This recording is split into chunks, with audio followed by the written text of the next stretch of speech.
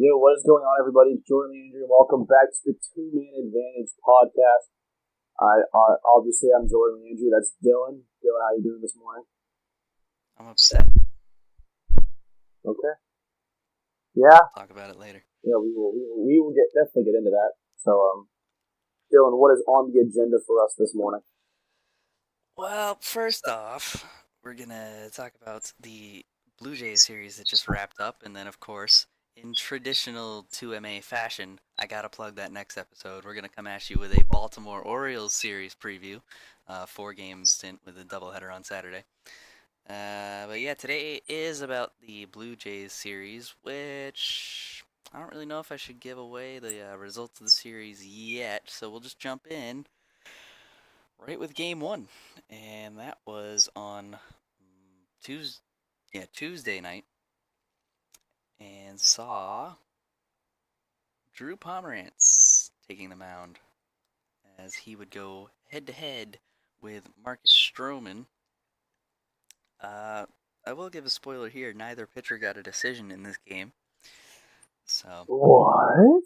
make of that what you will. I thought Pomerantz actually looked pretty decent. It wasn't good. We'll go to it beat by beat in a minute. Obviously, there was a lot of walks, but again, this is a Pomerantz start where if you take away the home run, I mean, this was shutout innings, even though he didn't go deep. Did you feel the same way that I did, or were you mostly focused on the negatives from the start? I was mostly focused on the negatives from the start. I mean, it's not like in the case with Brian Johnson where he literally just got beat on a couple home runs. With Pomeranz, like, this dude just can't freaking throw strikes. Like, that's a serious issue from a starting pitcher, especially a guy that was one of the most consistent starters in all of baseball last year. I think Nesson had showed a stat that he led baseball in 6 inning starts with 2 earned runs or fewer last year, or was second in the MLB, but was at least first in the American League in that stat. So to see how him fall off a cliff like this is pretty concerning. Obviously, he's been hurt. His velocity's down. His curveball still has the good break to it. It's just now a matter of trying to figure out where he's supposed to start it. Because a lot of the times he'll start it insanely high, and it just won't break into the zone, or he'll start it where it turns into a hanger.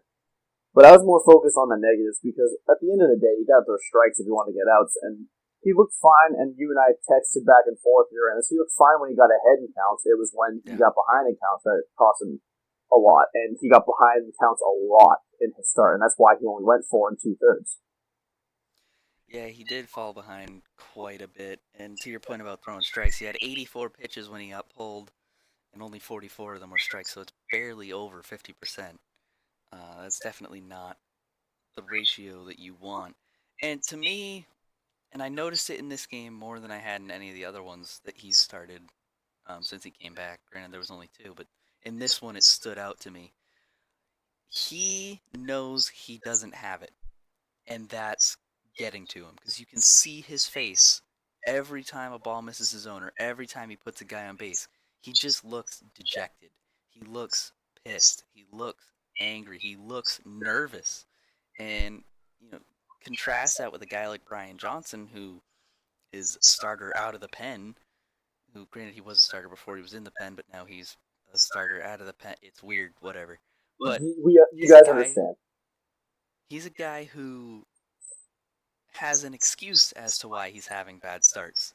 If he was having bad starts, but he pitches with such confidence that you don't even notice that he's out of position, and because of that, he's locating the ball because he knows he's gonna locate the ball. With Pomeranz, I feel like he's sitting there trying to locate the ball, but he's missing his spots, and it's really getting to him. And once it gets to him, he can't get out of his head because he's overthinking and not just pitching, and it really hurts him from that perspective.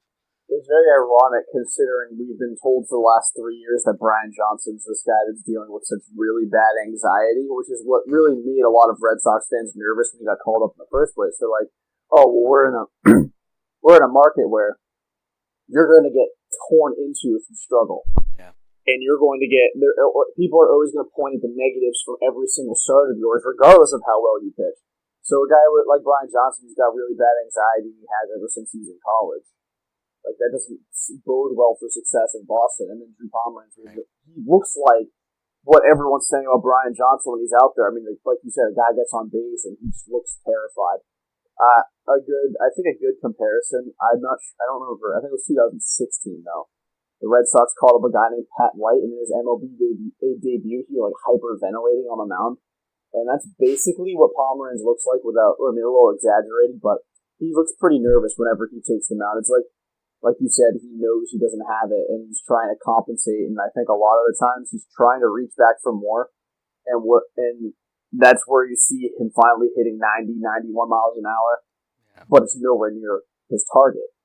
Regardless of if it's a strike or not, it's not where it's not where it's supposed to wind up going. The thing with him is he needs to figure out how to pitch with 89, 88 mile an hour fastballs, because Yeah. while it's a dying breed in baseball, you can still have success in the MLB throwing that soft. Look at the guy who started the next game. Yeah. Even though he gave it 5, but we'll get into that later. Yeah, we will. But just to jump ahead, that stat line is probably one of the most deceiving of the year. 100%.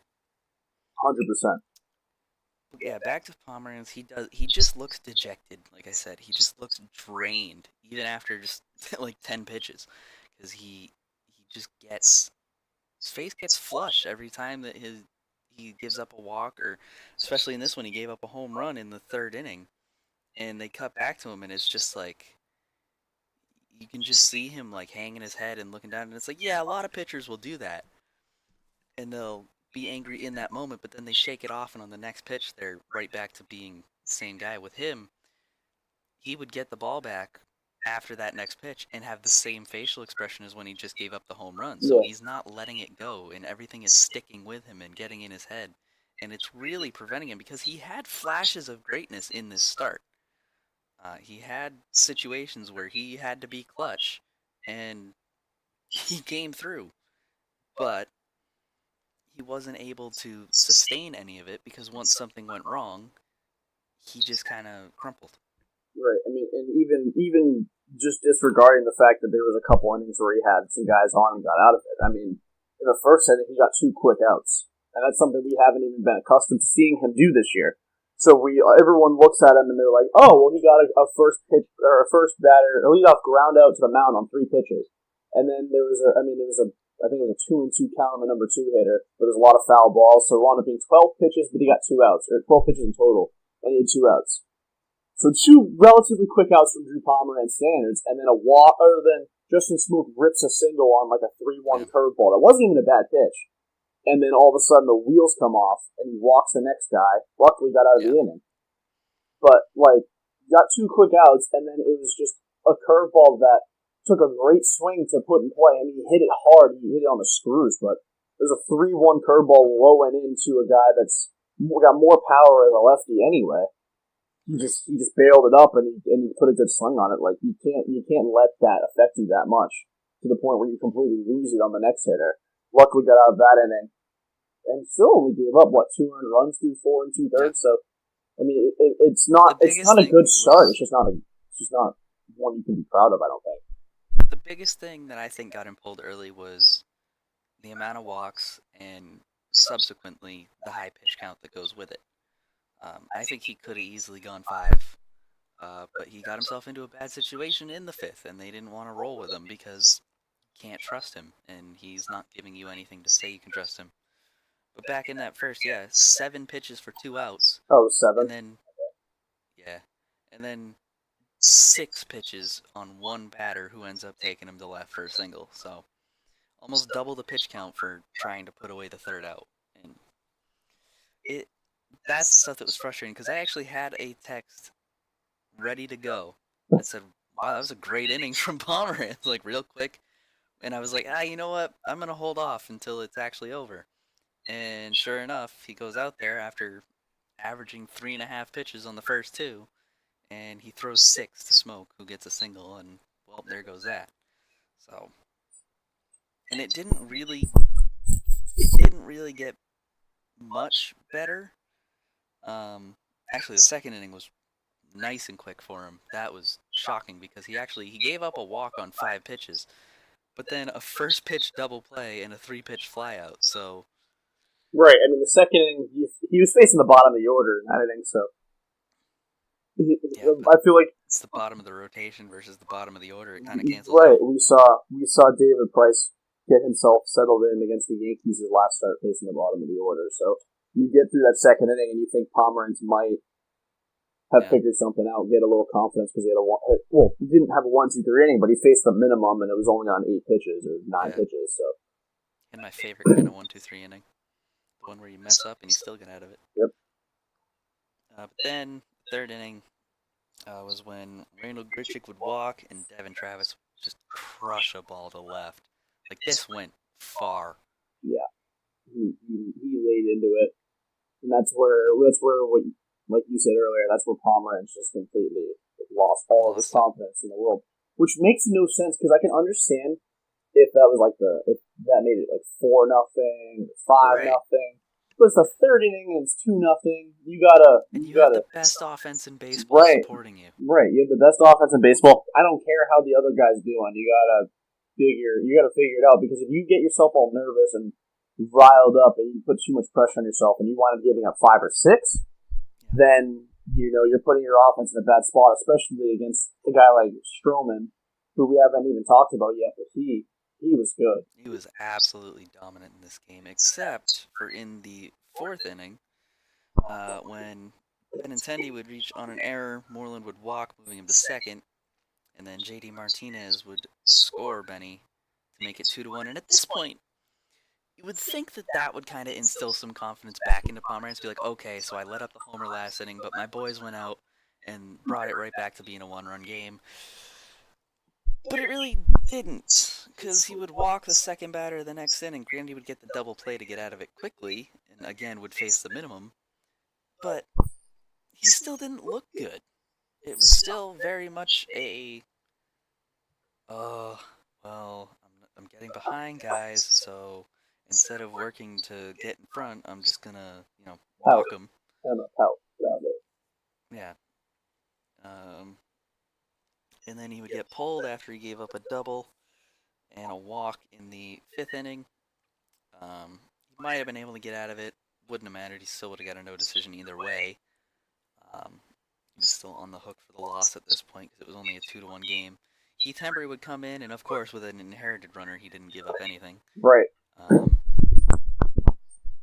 think there's more about Hembree we'll talk about near the end of the series. But yeah, going back to Stroman, he was absolutely impressive in this game. 2 strikeouts in the first. Wouldn't get another one until the 5th, but he got another 2. And the biggest thing with him was every ball that was hit was on the ground. Yeah. There was no hard hit balls. There was nothing driven really deep. Like, if you were gonna beat him, you had to beat the infield. And I thought he looked really good in this start.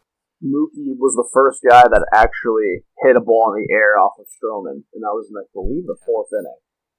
So, and it took a while, and it wasn't even like it was a ball that was really it wasn't really a charge put into it. It was like a routine fly ball to center field. But I remember Steve Lyons making a huge deal out of it. Like, wow, and that's the first ball they've hit in the air all night. Like, he looked really good. He was locating well. His slider was disgusting for the most part. Yeah. And he wound up going, what was it, 7 innings? Yeah, he went 7 and then he got pulled because he had a blister. Yeah. Which, come on, dude. It's tough to grip if it's on one of your... It's tough to grip a ball. Used to people playing through broken ribs in hockey, whatever.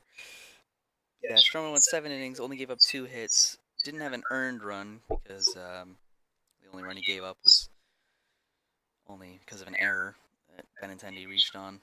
3 walks, 4 strikeouts. Just dominant. You look at his ground out to fly out ratio. It was 15-1 in favor of ground outs. So literally every ball in play was on the ground. Right. Absolutely impressive. Yeah, and I know we're going to get into it a little bit later, but I picked him for the best start of the series for the Blue Jays, and he definitely came through, despite him having the worst ERA of every starter of that series for both teams. And I tweeted this out during the game. I think it was after like the second inning of it. And I was like, Marcus Stroman is going to be a name that you should look out for this August on the waiver wire. Not necessarily for the Red Sox, but if he gets put on waivers, there's going to be a team out there that wants him. And it's probably going to be in the National League, but it could wind up being the Yankees. So if you're the Red Sox, you need to. Yeah, you got to pay attention. You got to pay attention to it. So yeah, he would be replaced in the 8th inning. Before the inning could get started, he was throwing his warm-ups and discovered the blister.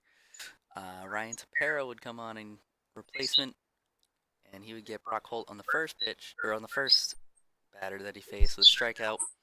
Then Sandy Leon would drive one down the right field line, and he would get a double. Mookie would walk, so now it's first and second.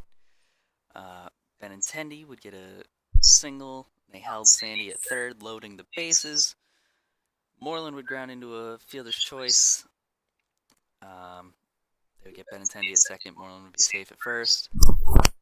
Didn't really matter which two guys were on base, though, because JD drove them all in with his 4th RBI of the game on a 3-run homer to left field off the foul pole, which Toronto's foul pole is kind of weird. It is. It looks like mesh.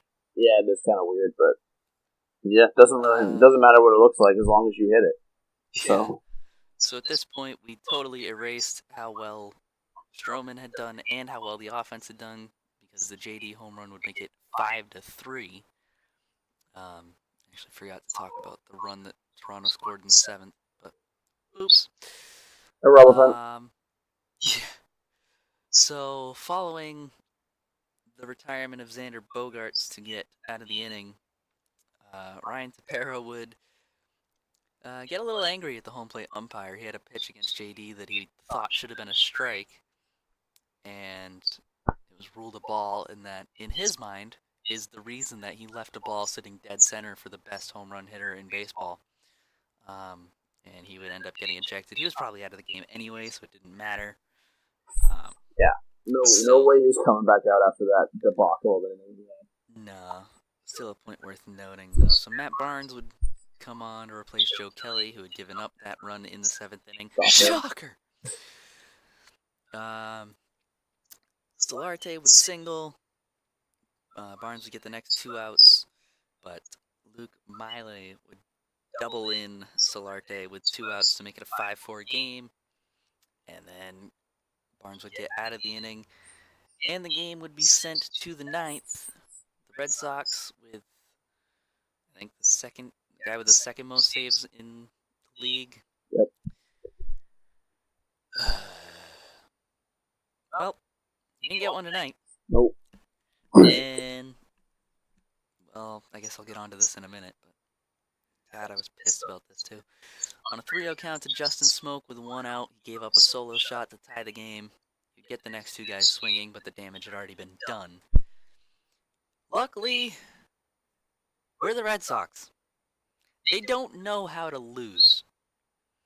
Well, I mean, they do, because they've done it like 30-something times, but for argument's sake, they don't know when to quit. Because Mookie Betts would get a triple with 1 out, Benny would walk, Mitch Moreland would go deep, make it 8-5. Xander would get on with a single, and then Jackie Bradley Jr.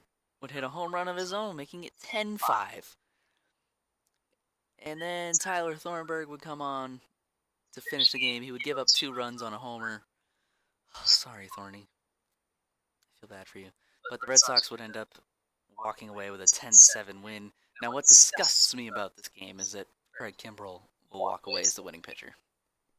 Yeah, he's concerning me at this point. And I know before the Yankees appearance the other day, he had gone 6 days without pitching. And I know as a reliever, you go an extended period of time without throwing. It does have an effect on your performance, but this was his second time back out there, and he just hasn't looked like himself. I know he gave just a solo home run, and other than that, he got 3 quick outs, but you're in a save situation. Right, you're in a save situation. You can't accept home runs from your closer. Yes, I'm aware. I'm just saying I know that it was just the one bad pitch. And Smoke, they said something on ESPN about how Smoke hadn't swung at a 3-0 pitch in like the last 3 or 4 years.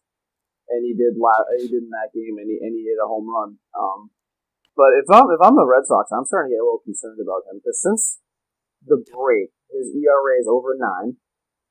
Yeah. He's having a career low year he's given up the most hits per 9 innings of his Red Sox career, the least amount of strikeouts per 9 innings. He's not the most walks per 9 because it's like slightly better than his 2016 season where he had an ERA over 3 anyway. Yeah. So I know you're not big advanced stats, but his fielding independent percentage is a career low for his entire career, not just with the Red Sox.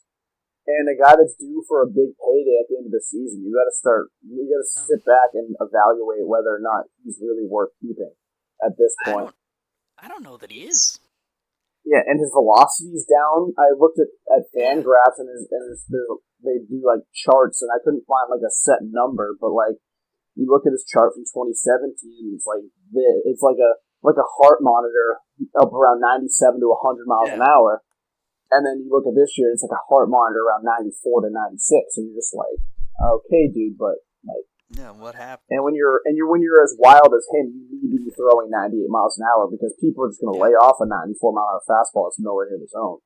He just doesn't look like himself, and I don't know if it has a lot to do with the lack of usage in the second half so far, or if he's just lost it. But a guy that hasn't really shown that he can get it done in the postseason to begin with, it's starting to get concerning. I mean, obviously, I'm not saying he's going to get left off the postseason roster by any means. I'm just saying when you exit the season, he's a free agent. You really have to sit back and ask yourself if he's really worth paying $14, $15 million to keep next year. Well, here's the deal: you're in the last year of a contract with a bunch of different guys.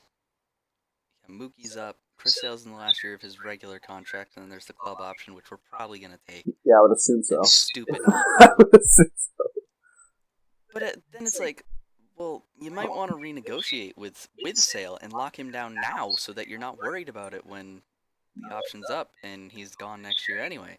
So why not get to him now and then have him locked down for another 3 or 4 years?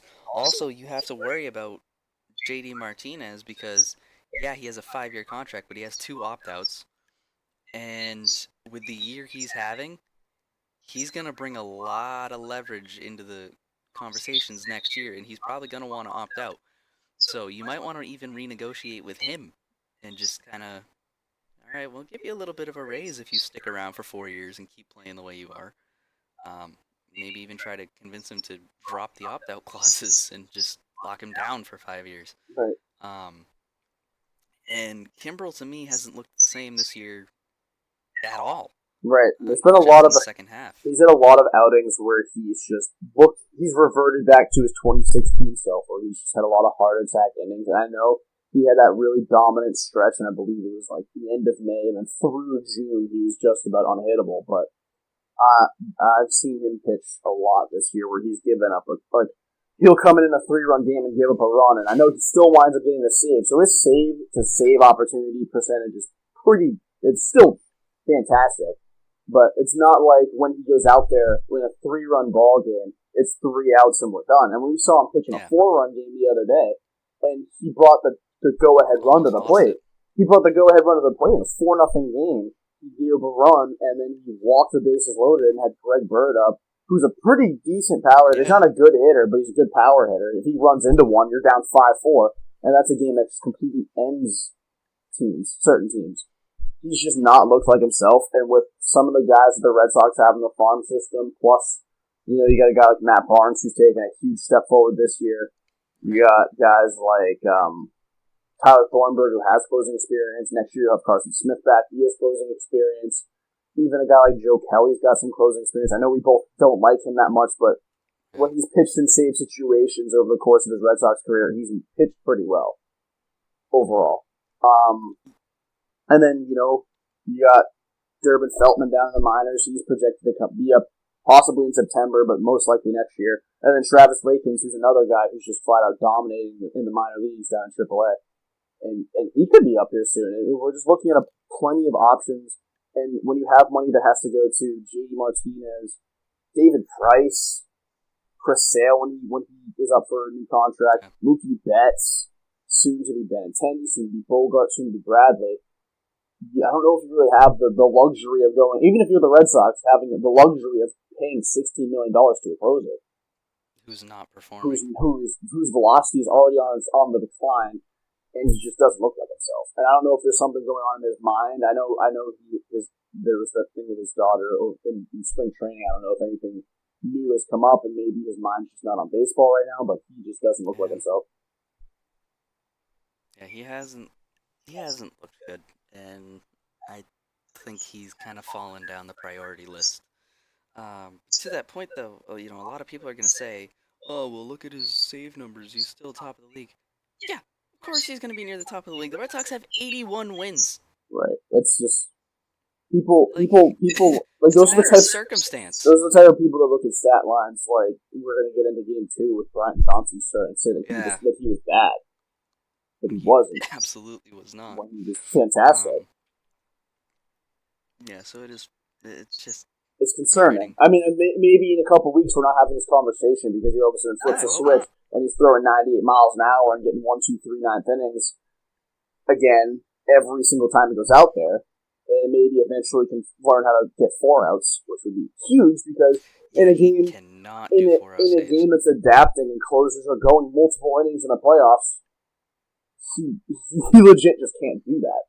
You'd have to start relying on a guy like Tyler Thornburg if he has to go 7th and 8th inning. Yeah. And I don't know if he can do that because he hasn't done it yet. So, and Matt Barnes, I know he used to be a starter, but he hasn't pitched multiple innings since he was a starter. So there's just a lot of factors that you have to, like the Red Sox are going to have to load their bullpen up with some starting pitching this October if Craig Kimbrell can't figure out how to pitch in the 8th inning or even figure out how to pitch in the 9th. Because if you start blowing saves in October, you got to go into extra innings, so you're going to really burn out your starting pitching depth that you're going to have in your bullpen. One name that didn't even come up for you when you were talking about potential replacements for him was Ryan Brazier. Oh yeah, Ryan Brazier's been pretty good too. And I know that it's early. He's fairly. I guess he's not that young. He's 31. He's not young. He's just fairly new to the MLB. Yeah. He's technically a rookie still. Because he only pitched like 7 or 13 times or whatever in Anaheim in 2013. So he's pretty far removed from his last MLB experience. I don't know if he's going to be a closer, but he's definitely been good. He's been better than Kimbrell. Put him in late game situations under close, in close games, and he's been very good.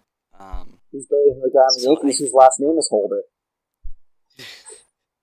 So I think he's a guy who you can at least look at and maybe give him a trial run, maybe have him close a few games in September, maybe as we get closer to locking down the division. Yeah.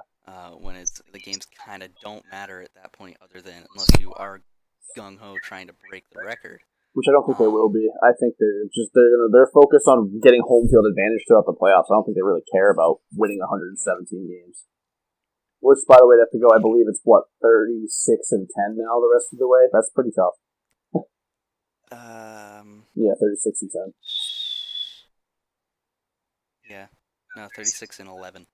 They have another one. Okay, yeah. So, he's a guy who I think you can run some kind of experimental games, maybe even let him close a series if it's a bunch of close games. Just to kind of see. Because he's looked great in his starts, or not his starts, but in his outings, and I trust him. He's probably one of the few bullpen arms that I do trust. Which is weird because he was some random dude that got called up in the end of July, and he's just.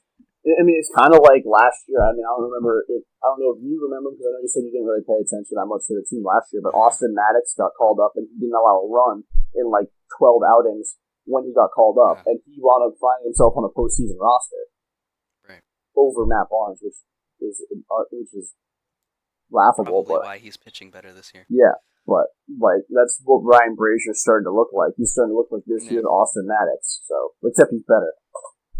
Well, 13 outings, 13 and 2/3 innings, and he's got a 1.32 ERA. Yeah, so, he's looked good. I'd say. It's better numbers than Kimbrell's got. Yeah. Which was the point of this. So, yeah, the Red Sox would end up winning 10-7. So now we'll jump ahead. Game 2 saw Brian Johnson take the hill for Boston. That would be against the pitcher for Toronto, who I didn't write his first name. Hochschild. Mike Hochschild. Mike There we Hochschild. go. I did write it. It was in a different spot.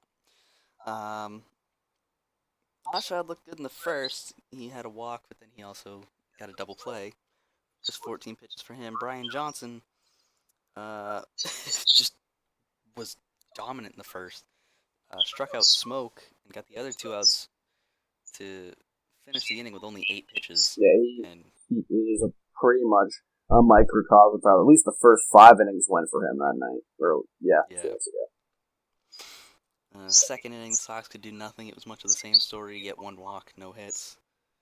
Then you got an 11-pitch inning from Johnson. So through 2 innings, he's only got 19 pitches and he has 2 Ks. The third inning, the Sox would explode.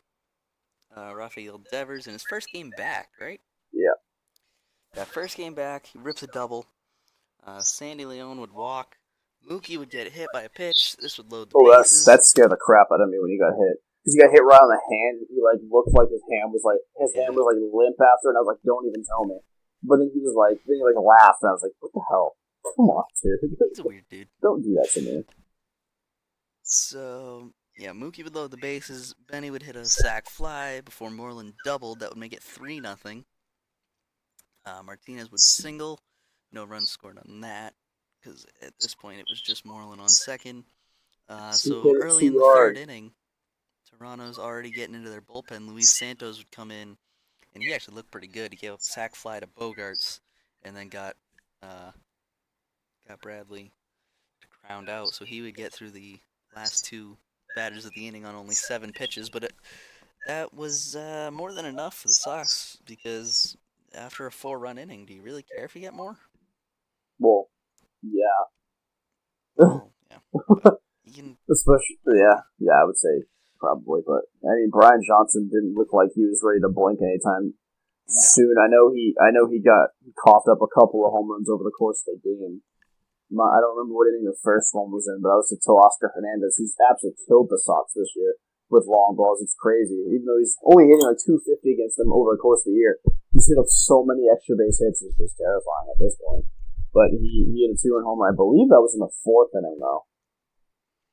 I could be wrong. I'm not sure. So Russell Martin would get the first hit off of Johnson to this point in the game with a single, infield single, so it wasn't even a hard hit ball.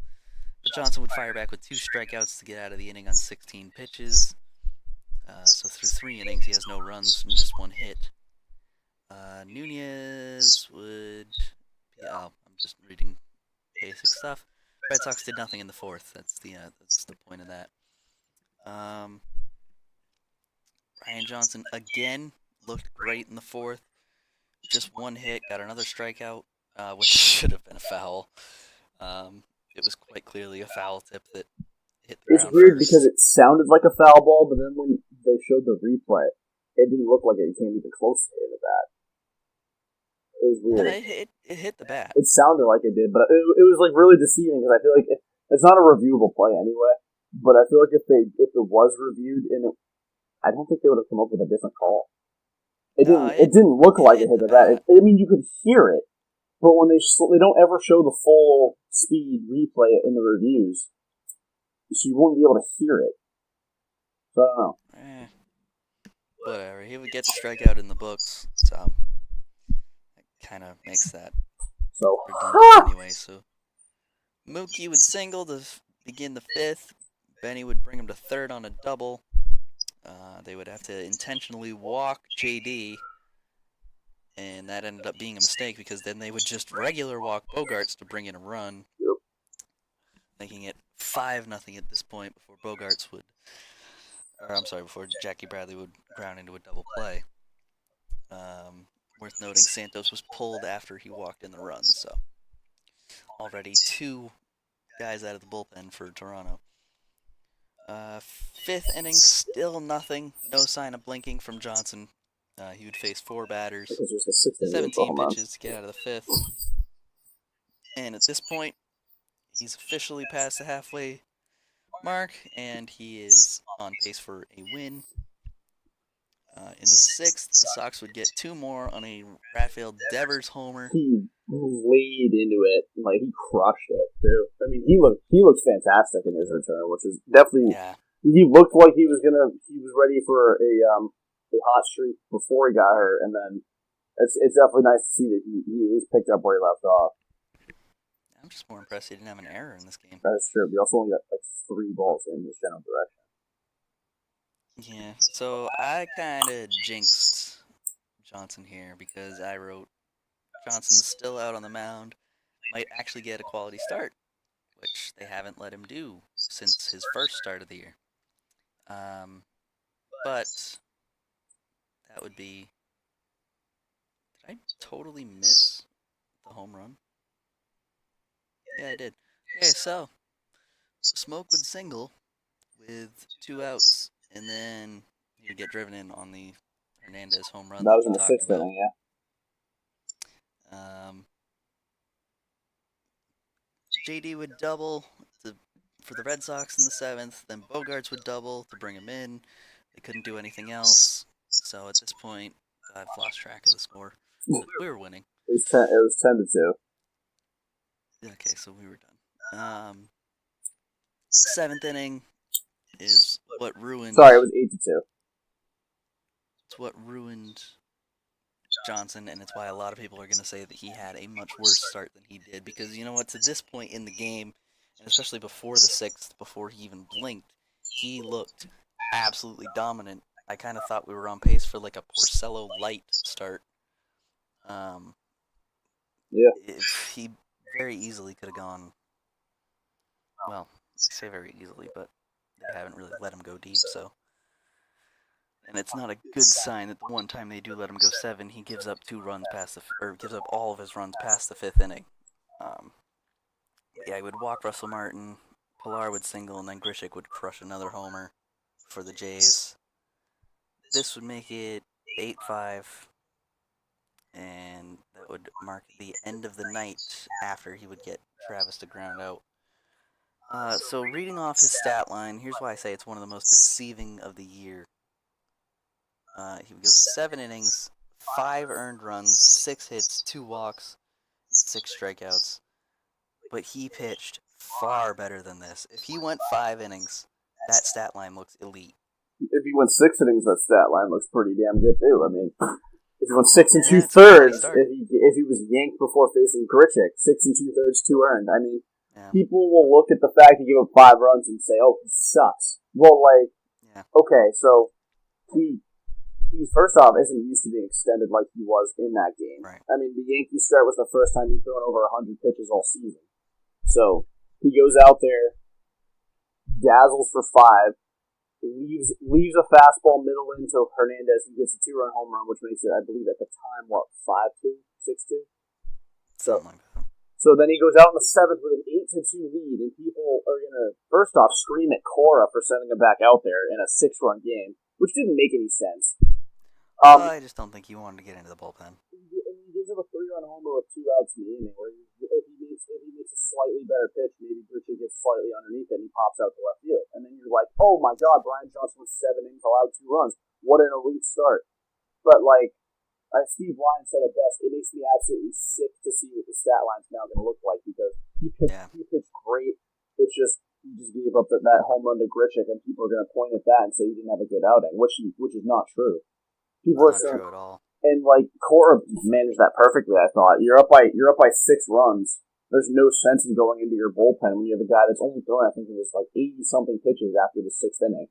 So, especially since it was extended the night before, having to go extras, and your starter only going 4 2/3. So he played it perfectly. Johnson just gave up a 3-run homer with 2 outs in the inning, and then got out of the inning after that. So if you're going to say he had a bad outing, considering he's a number 5 starter / spot starter, because when Rodriguez comes back, he's 100% not going to be in the rotation anymore. Unless somebody completely messes up. Unless you want to do a 6-man rotation. Which I wouldn't do anyway, but just... Well... Unless you want to start resting guys. They might because they don't want to overextend Sale. Which is possible. No, that's possible, but I don't see it. At the same time, I kind of feel like this injury, in quotes, because it does seem a bit suspicious. I'm not doubting it. I'm just saying you gotta look at both sides. Yeah. I feel like this injury is kind of helping to not overextend sales. So Right. maybe they don't, but it wouldn't totally surprise me if they did. Right, Um, but yeah, looking into it, like people are saying Johnson sucks, and like that's exactly what you want your 5-starter to do. Go out there, eat up innings. It doesn't. If you're in the lead when he leaves the game, you're happy with it. You don't really care. exactly. He went out there and gave up 5 runs in 7 innings. He left with an 8-5 lead or 10-5 lead, I believe. No, it was 8. It was 8-5. It was 8-5 when he departed after the 7th inning. So yeah, and then Brazier would inherit a 10-5 lead because in the 8th inning, Leone would reach on a single. Benintendi would walk. JD would get RBI number 98 on the year. Xander would walk, and then Benny would score on a wild pitch. And then Ryan Brazier would come in, and this is when I really started to think, man, he should be our temporary closer because Smoke would single, but then he would get the next 2 guys swinging, and then Solarte would reach on an error from Bogarts, and then he would get Martin to ground out to first. So 17 pitches, just 1 hit. The other guy reached on an error, so I think at that point, even if he gave up a run, it wouldn't be earned. So he looks good. I like that kid. I think he's old enough to be a father. Not a kid. I mean he's good, and I remember when he got called up, and I went to I was at his Red Sox debut, and I literally looked at the board and said, "Who the hell is this guy that they just brought in?" Yeah. But like he's turned into a guy that like people are starting to take note of because now he's pitching at a pretty high level, which is weird considering that he pitched well when he got called up by the Angels in 2013. I don't know how he's 5 years removed from his last MLB experience. Like he was 2013, and then 2018 was his next appearance. I don't get it, but yeah, he looks good. I don't know if I necessarily put him in a temporary closer spot because he hasn't pitched in the 9th inning yet. He's pitched mostly 7th inning, occasionally in the 8th inning, but he's definitely. Did he pitch in extras? No, he didn't. That was Thornburg. Yeah. Wait, what about the Yankee series? Who pitched that the 10th in the Yankee series? That was Barnes. Oh yeah, that's right. Okay, so. But he's pitched in close games late in the game. I don't know if I would necessarily throw him into the closer yet. Maybe try him as a setup man if he put Barnes in the 9th or whatever it might be. But he looks good. He's definitely catching some eyes and probably making it. He's going to make it very hard to leave him off the postseason roster with how well he's pitched. Yeah, definitely. And just like the Kimbrel thing, we could be talking in 2 weeks and saying how Brazier sucks because he all of a sudden coughs up a couple of leads. But I don't see that happening just based on a truly stuff perspective. He just looks locked in right now. Yeah. So we move to last night. And Rick Porcello coming on the mound following his dominance against the Yankees. And here's why I'm upset. I said it at the top. Well, I alluded to it at the top. And now I'm going to follow through. Because Rick Porcello last night was not Rick Porcello last Friday night. He was, in fact, the exact opposite. Yep. Well, I'm just going to jump ahead here because it frustrates me. Last Friday, against the Yankees, he went 9 innings, 1 hit, 1 run, no walks, and what was it, 9 strikeouts? Yeah. Something like that. 9. This week, last night, against Toronto, he went 4 innings, 6 hits, 7 runs, all of them earned, 3 walks, 5 strikeouts. 2 of those runs would come via the long ball. Damn it, Rick, why can't you just be consistent? Well, so here's the thing. I'm looking at his stats now. Versus Toronto this year, he's had 4 starts. He's got 19 2/3 innings. His ERA against them is 9.15. His WHIP is 1.68. Versus the rest of the MLB, 20 starts, 125 innings, 3.38 ERA, and a 1.11 WHIP. So it's literally just Toronto. I mean, he's had other outings where he hasn't looked sharp this year. I know he had a bad outing against the Angels back in June. He had but just against the Blue Jays alone, he just looked terrible. I mean, he had an outing at home back in May against them where he allowed 2 earned in 6 2/3, and then before that, 3 earned in 7 innings. But his last 2 starts have been 8 earned in 2 innings and 7 earned in 4 innings. So he's just really just been beat by 2 bad outings against them. Other than that, he's been one of the most consistent starters in the rotation. And with Toronto not being a team that's vying for the playoffs, I'm not really that concerned about Rick Porcello. Yeah. It's just, after last week, to see him come back and have this game against a worse team. I mean, he got beat to death by home runs again, too. I mean, he gave up 2 home runs, which factored for about, I think, 4 of the runs he allowed. I mean, it's not still not a good outing. I know he gave the 2-run shot. That was a 3-run shot?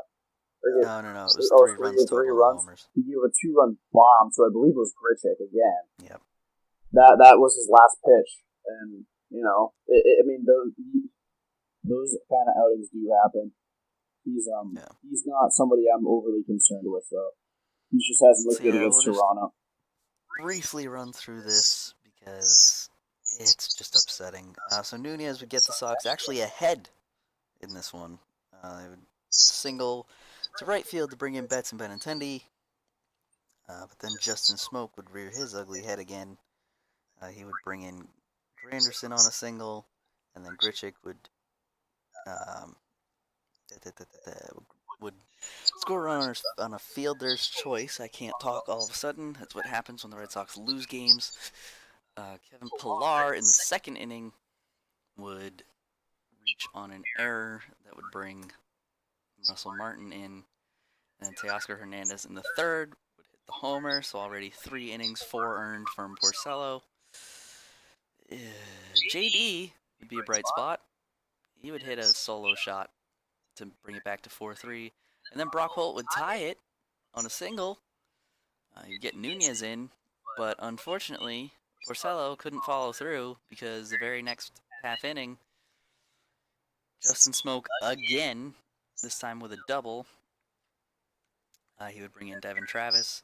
Grichuk would hit the 2-run shot that you talked about. And they would tag on another one. So let's talk about the one positive from this game.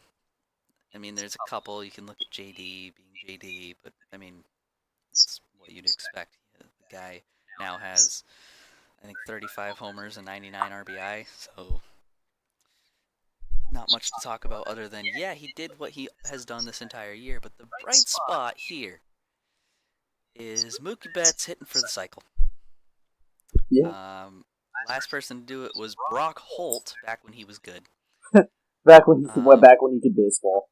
That was a good time. It was fantastic. Yeah, so Mookie would get a single in the first, triple in the second. So already he's got the hardest part of I can't talk. Have the hardest part of the cycle out of the way, with still 7 innings of baseball left. In the fourth, he would get the double, and then in the ninth, unfortunately, the game was already out of hand at this point, but in the ninth, he would crush his 27th home run of the year to left, finishing off the first cycle in 3 years for Boston. Or was it 2? No, it was 3. It was 3. It's definitely encouraging now seeing that you can say the last cycle by Red Sox was by an actual star, not a guy who walked into an All-Star game 1 year. No disrespect to Brock Holt, because I like him. I think he needs to stay here, regardless of the what they have to do with the roster. They need to make sure he stays. But yeah, Mookie Betts was definitely the one bright spot, and per usual. And I guess a lot of games the Red Sox have lost this year. Now I know they're few and far between, but he's been the one constant all year long, other than JD. To see him hit for the cycle, it's pretty damn special, and people want to look at it and say, oh, well, it doesn't mean much because they wound up losing 8-5 to Toronto. But, people don't understand how hard that is to do. The home run, it's funny because people will say the triple's the hardest part of the cycle when you still have to hit a ball over the fence, but, it's hard. It is. Yeah, it is, because you have to sprint 3 bases as opposed to just running into a ball. Yeah, not even looking at the logistics, just look at the stats. More guys have homers than they do triples. Right. It's just, it's crazy to think people are going to try and discredit Mookie Betts for hitting for the cycle just because they lost. They're 82 and 36 now, or 81 and 36. So 35, 81, 35. Yeah. Yeah, so you were right. I was looking at standings after the wrong game. So yeah, you were right. They do have to go 36 and 10, not 11. Yeah, so they're 81 and 35 this year. And you're going to discredit Mookie Betts for hitting for the cycle just because they lost one of the rare games they lose this year. Yeah. That kind of crap happens. I mean, you can't really look at it and be like, yeah, that doesn't mean anything because they lost. It's still special. It's not something you see. I think there's more no-hitters in baseball than there are cycles over the course of the entirety of the existence of the MLB. And they came into last night with a 704 win percentage. So to really say, oh, they lost, like, congrats! Over the last 10, they're still the hottest team in baseball. No other team is 8-2. They still have the best record in the game. It's not even close to who is the second best. The Yankees won last night, but they're still 8 games back. So So you're gonna it just for the Astros. Yeah, and the Astros lost too. So both 8 games back. Oh yeah. So but I don't know. I don't understand why people will discredit something like that. That'd be like saying somebody threw a no-hitter, but like lost 1-0 because of an error or something like that. Say this. It's just thank God that we swept the Yankees and they didn't sweep us, because if they swept us in that series, it would have been a game and a half back, and right now we'd be tied with them because they've made up a game and a half since that series with us. Yeah, they have. And oh well, it sucks to suck, New York. It definitely isn't. People are saying the series, the division's wrapped up. I disagree at the moment, but I'd wait about 3 more weeks. Yeah, give it a little bit more time before we start calling it a season on the division, or calling it a wrap on a division. But I'd say if it's above 6 games on September 1st, that's when I'd say it's probably done. Yeah, because I don't see the Red Sox having another 2011 collapse where they just flat out mess their pants. Too good. This team's too good, too connected, and they're too focused on winning to let like a chicken and beer thing happen again. But so that was the Toronto series. Well, we're gonna do our superlatives. Take 2 out of 3. Oh yeah, damn! I totally forgot about those. Yeah. So we'll start with the negatives again. Worst start for both teams. Who you got? Worst start for the Red Sox was obviously Porcello. Yeah, there's no debate on that. We wasn't great, but he was not awful. We completely whiffed on that because we both had him for our best start. Worst start for the Blue Jays. Oh, sorry. Yeah, go ahead. You were saying something. No, I was just agreeing. Oh, okay. I wasn't saying anything. The worst start for the Blue Jays is definitely Hochschild. I mean, he only went. Mm-hmm. He got yanked in the 3rd inning of the game and gave up 5. So it's not like there's really much debating. And Barucki went 5, so he was in line and he got the win. And then Stroman was lights out. So it's like there's no debate on both the worst starts for the series. There's no debate on it. No. I don't really think there's going to be much of a debate. Obviously, statistically, for the Red Sox, Pomeranz had the best start, but anybody who watched the games would say Brian Johnson was easily the best Red Sox pitcher in this series. Oh yeah, Brian Johnson 100% best start. And then Marcus Stroman had the best start of the series overall. 7 innings against Boston on Tuesday. Yeah. MVP of the series. I got JD for Boston. JD for Boston. You could argue Mookie Betts because he hit the cycle, but the best game of the entire series went to a guy in a loss. So I don't think you can really call him the MVP for the series. I'd say probably JD, who went 7 for 11 with 2 home runs over the course of the series, and one of his home runs was absolutely gigantic in Game 1. So right. It's probably JD. I whipped on that. I said it's going to be Jackie. Well, to be fair, Jackie had a homer. He did have a home run, but that was his only. I'm pretty sure that was his only hit of the entire series. Yeah, and he didn't have that defensive play that you were banking. Yeah, I was banking on having a couple of game-saving plays defensively, and he just made a bunch of routine catches in center field. So damn you, Blue Jays, for not being better. So I said that Mookie was going to be the MVP, but other than in Game 3 when he hit for the cycle, which is an impressive feat, but the other 2 games of the series he wasn't as standout as a guy like JD. So I am going to go with him JD, that is, for the MVP. I think for Toronto, it's Justin Smoke. Smoke or Grishik. Yeah. Probably Smoke, just because he was so Just dominant because the you picked entire him. series. I mean, he was just so dominant the entire series. I mean, you could argue Stroman was too, but they wound up coughing that away They lost by that losing game, the game. So yeah. Yep. So that wraps up the Yeah. Toronto series, which Boston took 2-1. Unfortunately, they would end on the downer. I'm not going to do the plugs. I'll save that for the preview video. So I will plug the preview video because we got a 4-game, 3-night series against the Baltimore Orioles coming up, which we'll see Chris Sale return to the mound on Sunday, and we're going to have our review or preview for that coming up very shortly. So we thank you for listening. All the plugs will be in the description. It'll be below in the YouTube feed of this. I don't know where the descriptions go on Podbean, but I know that they're there because I have to put them in every time I upload one. So you can find them there. If you want to support us, you can always find us on Facebook. I told you I wasn't going to do the plugs. I'm not going to break my word. I've been Dylan, that's been Jordan, and that was baseball. Peace out, guys.